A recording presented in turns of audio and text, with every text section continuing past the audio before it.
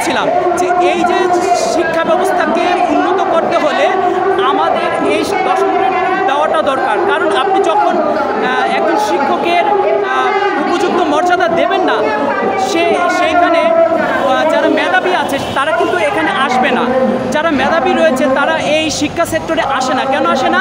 সবাই একটা কথা প্রচলিত আছে যে যার নাই কোনো গতি সে করে পণ্ডিতি। কেন?